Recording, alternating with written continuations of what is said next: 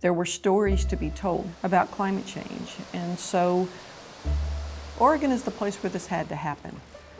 We have both the landscape, we have the mentality, we have the sense of optimism about the resiliency of the earth. We also have the advocacy about what it means.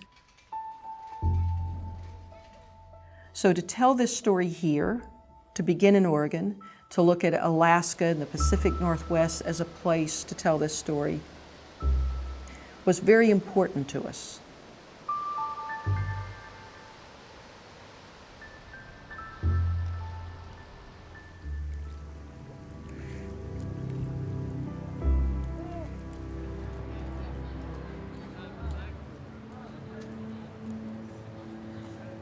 The Science and Memory Project is an attempt to do good journalism around the topic of climate change. Where we're doing that, the first place that we're doing that inquiry is the Copper River Delta in Alaska.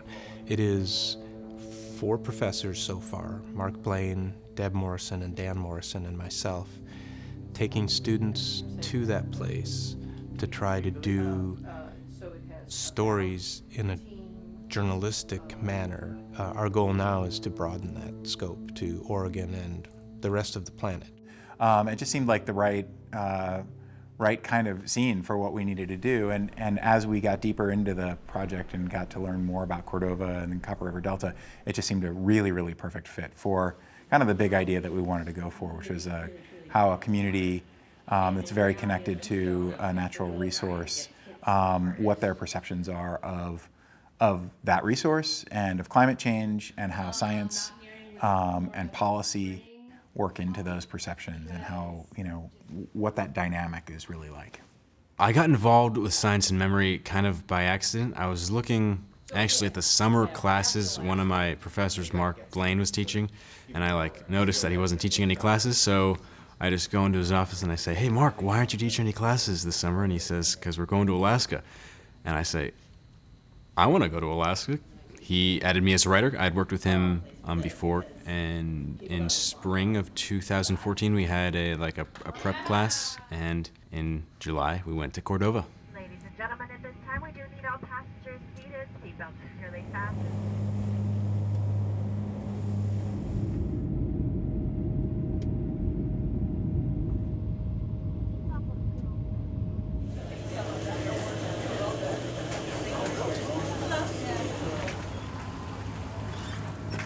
So the first day, we got in a very rickety van at the airport and rattled our way across the Copper River Delta. That is when I first realized the sense of expanse that we were dealing with in this project. There's nothing in Alaska that's small. The Copper River Delta is big. Everything's big, except the town of Cordova, which is very small, with a harbor that's full of commercial fishing boats. And then we drove through the town of Cordova to the Orca Lodge, where we stayed.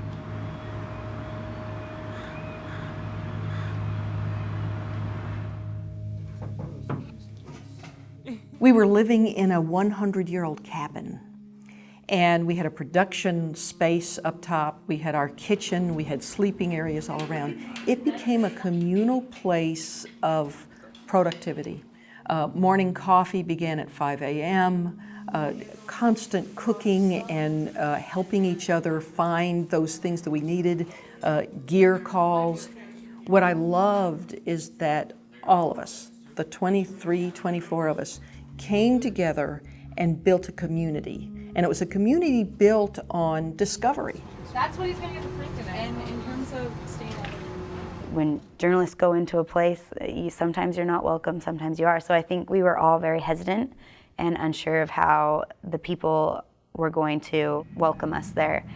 And we were shocked. Just every day we were making new connections, and what we found was that everybody wanted us to tell stories about this place, and everybody, thought, finally, we have this group that's here and staying for a month and really trying to be a part of this. So people were awesome about, welcoming us in and giving us opportunity. We just wanted to see, would it work? I mean, could we actually bring students up there, and would it be a viable place to do field research and shoot and all that? And it turned out it was great. It was clear it was going to work. We met people at the Prince William Sound Science Center, which is a large center that does research. People for the Forest Service, they fund a lot of research. Gordy Reese students are up there. So we are not writing about what we believe about climate change. What we are doing is reporting on the scientists who do research in climate change. There's a man named John Whistle who is the lead scientist for the EAC Corporation, the native corporation in Cordova. And he runs all of the science for the EAC people. He asked how long we thought we'd be there, and I said, well, we'll be here a month. And he said, a month? I said, yeah, and I think we're going to come back at least 2 summers after this. All of a sudden, he was inviting the students to go upriver. He was telling us about the intricacies of what they were doing. And I asked him about that later, and he said, most of the journalists that come up there come up for a day and a half or 2 days. So just the fact that we were there for a long time and willing to settle in and get to know people, and that we were coming back, and that we were willing to share photos, made the community of Cordova accept us more and more throughout the time. Once we had more students show up and more of us got into stories and more of us got into scheduling interviews and actually meeting some people, the days got pretty crazy as far as scheduling. We only had one van. Every day, if I could, in the morning, I'd get up at 4 or 5 in the morning, and Dan and I and whoever else would want to go, we'd go drive out to Hartney Bay or Powder Creek and look for bears, because that's when they're out in the morning feeding. So I got a lot of wildlife footage, that not necessarily bears, but otters and a lot of birds and stuff from those trips that were usually in the morning.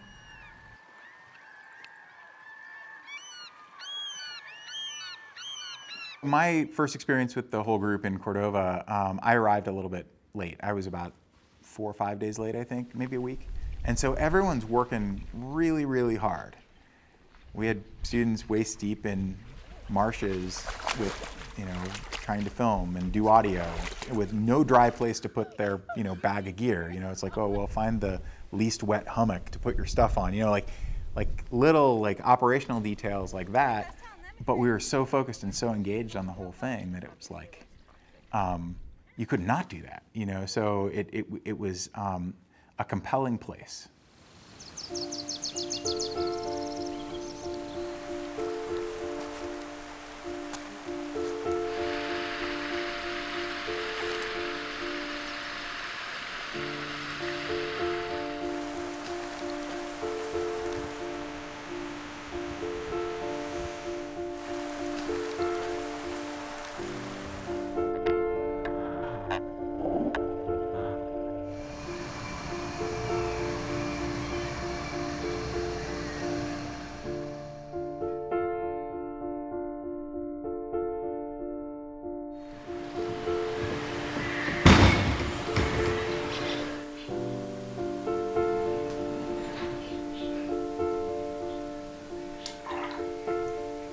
I think my most favorite moments that I spent there was out at the Sheridan Glacier.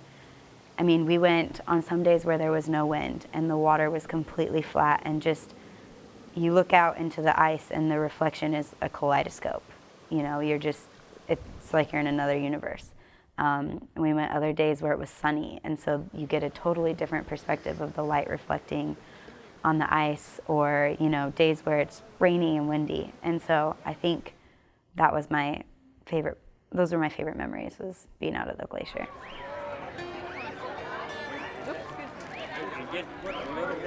Well, it was one of the first few days we were there.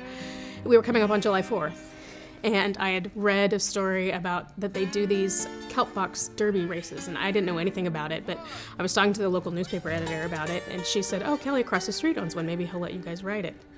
So just on a whim, we walked over there were 3 or 4 of us, and I just asked him about it, and he said, of course, but it's a girls racer. So he would only let girls race in it. So on July 4th, we'd only been there 3 days, this local let us race in his Keltbach derby race. So Lily and I got to race in this race, and we made it in the paper.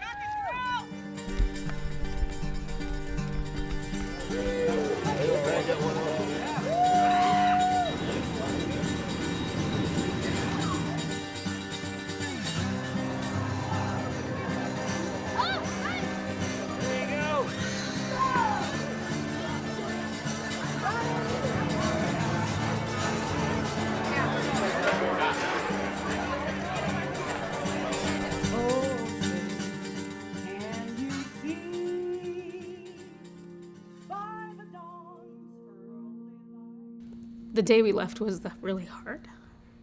I felt like I was leaving family. I'd been there 3 weeks and had been living with these people, and so that was really hard. And 3 of us left the day that I left, and I cried. I got on the plane and I sobbed. I felt like I was leaving home. I think part of me wondered if I would ever go back, because I really fell in love with the place.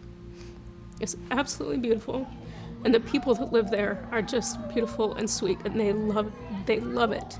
They protect it and they care for it, and I think they knew that we weren't there to harm that at all, and that's probably why they were so open to us. We had a lot of opportunities to watch students change, and grow and develop.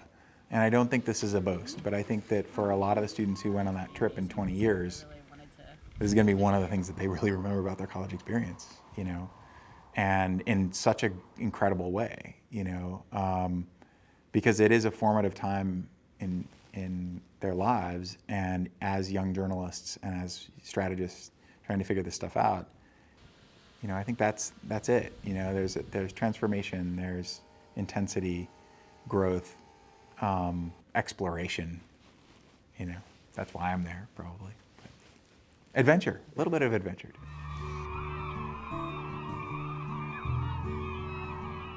We brought back 3.58 terabytes of material, and all of which they're working on now into these reports, and we were fully funded for next summer, and we believe we should be able for a couple more years. We're continuing to work on it. They're putting stories on the website. We have both a blog and a website, and the students are producing work, and they're still populating the site. Our science and memory project was life-changing. I think there could be a story told about almost every one of the students, that they have a renewed appreciation for that sense of discovery, and they want that. The sense of discovery, both for faculty and for students, the sense of engagement about the most important issue of our lifetime was very, very real. But from designers to strategists, to our coding and development team, to our videographers, as we came home, we realized what we had experienced together, and it changed all of us.